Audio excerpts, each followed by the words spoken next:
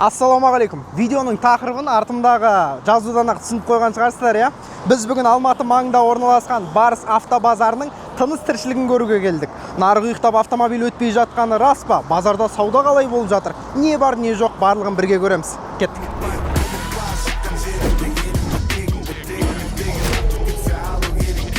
Айтпақшы, бүгінгі шығарылымда базардан 1 миллион теңгеге жүріп тұрған автомобиль табуға бола ма деген сұраққа жауап іздеп көрем. Кеттік, бірге көрейік.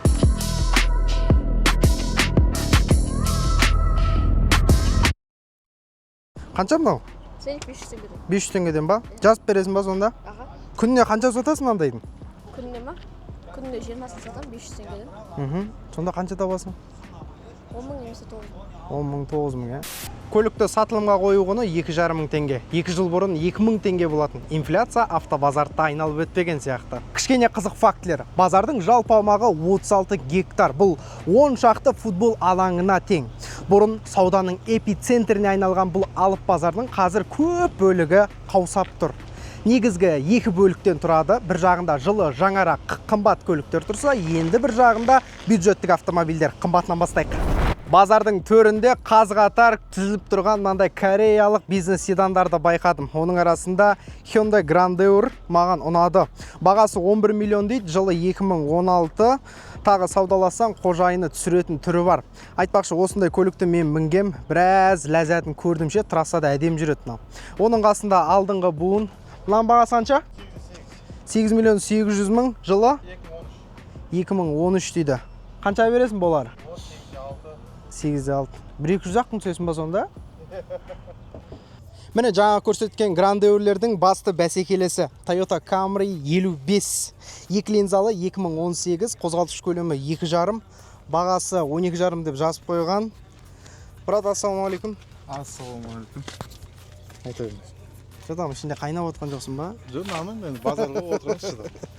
Қандай комплектациясы? Комплектация L4, 2018. Менше осындай Camry мінгем, бір кездері 15-1 сондайға сататын. Қазір қандай отыр сауда? Енді Camry актив болды ғой кезінде. Қазір енді сәл бағасы түсіп тұр. Енді 12,5 деп тұр. Енді полион саудасын келтіріп береміз примерно. Қанша бересің біздің оқырмандарға? Сенің атынан келсе 11,5-ға береміз. 1 миллион гүфеде қалдым. 1 миллион гүфеде қалды. R4 деген бұл бізде толық комплектация емес, мынандай мониторы кішкентай болады, электрожетекпен.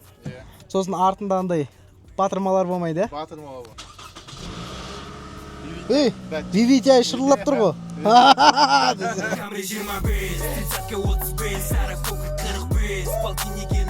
Немесе жаңа тұрған Camry'дің құнына мынау тұрған су жаңа дипалды алуға болады. Бағасы 11,5 миллион, жылы 2025 дейді. Автомобиль әлі салафанмен тұр. Бір қызығы, базарда бұрын қытайлық автомобильдерді өте сирек кездестіретінбіз. Қазір қараңыз, толып тұр. Мына жерде 55 Чанган, ана жерде қалай аталатын еді седанның аты? Чанган Ядо, су жаңа автомобиль, бағасы 7,5 миллион теңге. Ойлаңыздаршы. Таксовкада мынау комфортқа кіреді. Мынау менің көптеген аға көкелерімнің жақсы көретін автомобилі ғой. Toyota Highlander, жылы 2023, 2.4 турбо. Қожайына 21,5 миллион теңге деп бағасын жазып қойған екен, в родном окрасе дейді. Жаңа сайтты ашып қарасам, автомобиль ақштан келген, алдынан артынан соққы болыпты. Бірақ сүйегіне маңызды қаңқасына соққы өтпеген сияқты. Мына Prado не дейді? Осы қызық қой біздің көрермендерге. Кет көрейік. Әппақ Toyota Land Cruiser Prado, қозғалтқыш көлемі 2,7, бағасы 12 миллион 300 мың теңге. Анау отырған перекуптардікі. Тағы саудалассаң түсет, бірақ 2,7-ге қымбат сияқты. Жүріп өткен шақырма 173 мың. Автомобильдің мынау сыртқы жағдайын қарасам, бір 200-300 мыңды көріп тастаған сияқты ғой. Оны мынау табалдырығынан байқауға болады, қараңыздар, желініп кеткен. Өзінше енді обвес кигізген түрі ғой. Артқы оригинал стопы баяғыда аумен болған сияқты. Жаңа рестайл Прадолардың артқы фонарин салған. 4 выхлоп салып қойыпты. 2,7-ге бұл не керек? Какую психушку, вы чё, угораете? Мынау қазіргі заманда көптеген жас балалардың арманы. Мерседес банан. Мерседес CLS банан деп еркелетеді көбісі. Сіз сатып атсыз ба? Ассаламалейкум. Жылы қандай машинаның? 17. 17. 85 мың пробег. Объемы? 3 турбо. Мынау родной түс ма әлде пленка ма? Өте ерекше көрінеді екен. Іші қара былғары. Адамдар қызығушылық тудырып жатыр ма? Өзіңіз міндіңіз. Автомобиль карбонмен қапталған, спойлері, диффузоры, бағасы 20 миллион теңге. Айтпақшы, бұның қуатты нұсқасына біз шолу түсіргенбіз. Міне сілтеме.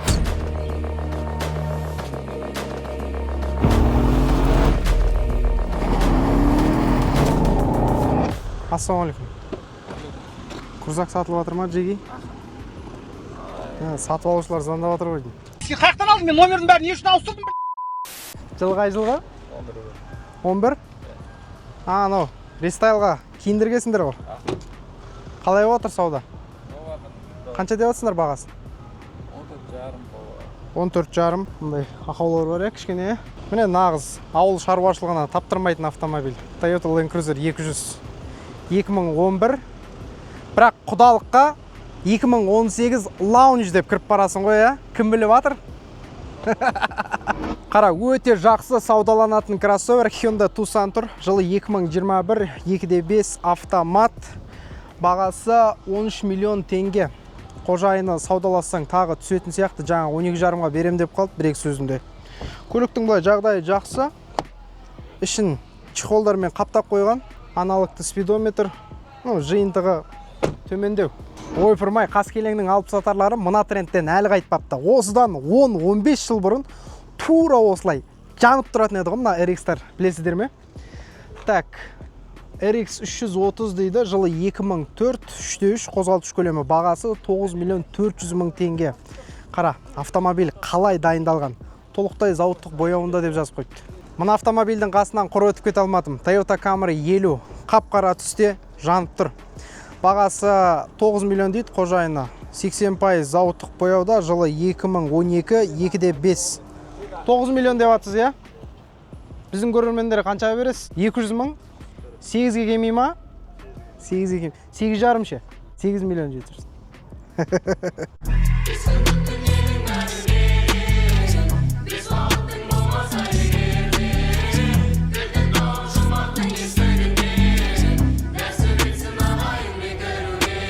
Осыдан бірталай жыл бұрын автобазарға мені әкем ертіп келетін. Сол ғаламторсыз заманда нарықтың хал жағдайын білу үшін ел жексенбі күні базарға ағылатын. Қазір ол әдетте қалып барады, себебі қоластымызда колеса KZ-тей ыңғайлы қосымша бар. Сандалып не керек күннің ыстығында? Аштың, сараладың, көрдің, алдың. Колеса KZ автомобильді сатуға және сатып алуға ең ыңғайлы мобильді қосымша. Жүктейміз, пайдаланамыз.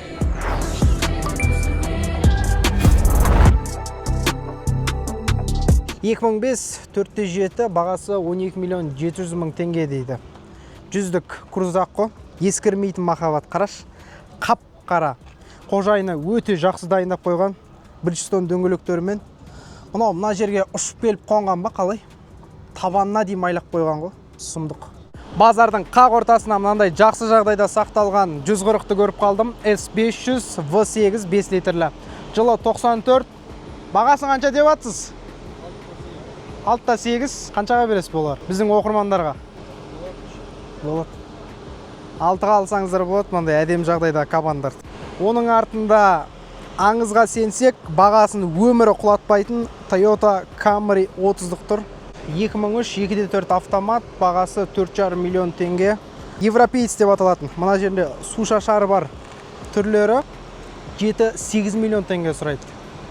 Анау отыр ғой деймін. Ассалаумалейкум. Камрийіңіз жанып тұр екен. Қай жылға? 2004. 2004? 2.4 па? Иә. Май жей ма? Жоқ. Жемейді. Европеец па? Европеец. Қанша деп атсыз бағасын? 6-2. 6-2. Кішкене саудасы барды да? Бар. Осы Камрийдің қожайынынан сұрау керек деп ойлаймын, дәл осы сұрақты. Базарда сауда қалай болып жатыр? Қазір кішкене тишина болып отыр. Тишина ма? Адам аз, е? Сатып алушыға қарағанда сатушы көп қой мына жерде, машина көп қой. Машина көп қой, сатушы көп. Міне мангалдағы кәуап пен қазандағы палаудың иелерінің машинасы. Неге олай айттым? Себебі автомобиль ликвидсіз. Әр апта бір ақмақ табылып қалар деп, сондай үмітпен автобазарға келеді. Cadillac CTS жылы 2008, бағасы 7 миллион теңге. Қожайын айтады, көлігім арасында киноға да түсіп тұрады дейді. Негізі ерекше седан, е?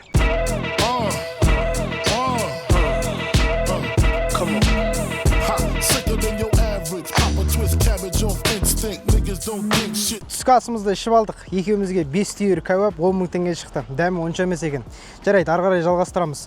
Мынау базардың бюджетті автомобильдер тұратын бөлігі. Мына Каринадан бастағым келіп тұр. Toyota Carina E. Жылы 94, 2 литр бензин, механика дейді, бағасы 2 миллион 450 мың. Өз дәуірінің бизнес седандары ғой. Велюр салон. Жапонияға апарсаң, музейге қайтып қабылдап алатын шығармын. 4 терезесі де электронда және қапталдағы әйнектері де сұмдық па? Тух, мынау күнге шағылысып шоқтай жанып тұрған 124 шанақты Mercedes ешкіні қараш. Жылы 95, 2.2 автомат дейді, бағасы 3 миллион 300 мың теңге. Сұмдық, салон жағдай жақсы екен. Осылардың есіктерінің ашылып жабылғанын айтшы маған. Қанша жыл өтсе де шаршамайды ғой. Бага сезіп атсың ба? Бұлай қарай машиналар арзандауда. Мынау BMW E34 525 95 жылғы дейді. 2.5 автомат. Бағасы 2 миллион 600 мың теңге. Салон жақсы екен. Көкшіл былғарымен, мына жағы мата. 2.6. Беретін бағаңыз қанша? 2 миллион 400 мың. Міне миллионға жақын автомобиль, жақсы жағдайдағы 2114, бағасы 1 миллион 700 мың теңге.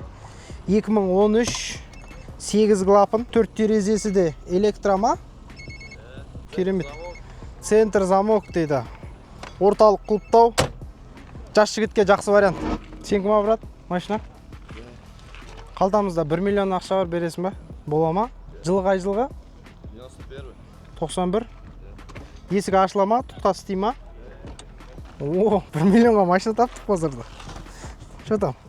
Оталдып көрсек бола ма? Push start та? Саған, push start та тұр. Мотор сақылдап тұр ғой.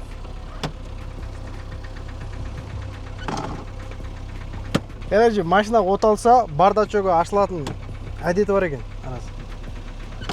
Көрдің ғой? Амал жоқ. Зор вариант қой мынау 1 миллион теңгеге. Кондер жоқ, ә? Тағы түсесің ба 1 миллионнан? Реальный клиент. 850 забей. 850 ма? Смело, документ бәрі таза ғой. Шешіледі ғой, Каспийдан. Қалай жасалады мынаның капот?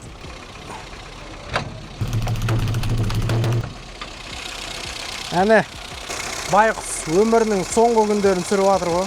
Өлмейтін мотор, қанша жыл болса да. Тарылдап, жұмыс істеп тұр, жүріп тұр. Бұлай болады ше, мініп, моторы тоқтаған жерде барасында утилға апарып тастайсың ғой, болды. Багажын ашып көрейік. Аңыз ғой бұл көліктер. Мынау талай отбасыға нан тасыған көлік қой. Астында қосалқы дөңгелегі жоқ. Бұлай жүріп тұрған автомобиль үшін 850 теңге нормально. Бага. Нет. Міне 2115 Лада. Сезіп тұрмын, бағасы 1 миллионға жақын сияқты. Абез шумка дейді. Бағасы ровно 1 миллион теңге. 2012. Миллион сұрап тұрсыз ба? Кішкене сүрілгені бар, біреулер екен бояу керек, Не вложение керек нақты? Мотор нормальный, коробка нормальный. Шеф нормальный, здесь нормальный. Вложение тек қана покраска керек болды. Тек түрі ғана дейсіз ғой. Қалай бұлай жүріп тұр, күнделікті? Өзіңіз міндіңіз ба бұны? Басысы өлең бар екен. Bluetooth. Кулисасы жақсы. Білмеймін, 14-ке қарағанда осы кішкене практикалық тұрғыда жақсы негізі ше. Көті кесілмеген, артына зат салғанға да ыңғайлы да. Енді бір 100 тастауға болады. 900 дейсіз ба үшін болары? 900. Енді Айбез шумкасы бар ма? бар. Құжаты бәрі түзу ғой. Міне тұр құжаты. Болды, көрсетпей ақ қойыңыз я. 1 жыл болыпты ғой мінгеніңізге. Балам айдаған ғой, басқа серияда болған. Нөмірін ауыстырдыңыз ба? Прописка ауыстырды, Алматы орды. 650 мыңға бересіз ба? Не туда, не сюда, бүйтейік та 50 мың қосайық, 700 мың болсын. 700 мың ба? Біздің бір машина бар еді. Болды, онда ертең хабарласам сізге.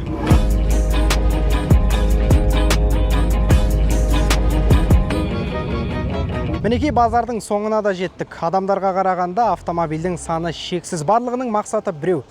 Бүгін осы базарда көлігін сатып, үйге ақшамен оралу. Бірақ нокаутқа кеткен нарықты базар арқылы ояту мүмкін бе? Ай қайдам.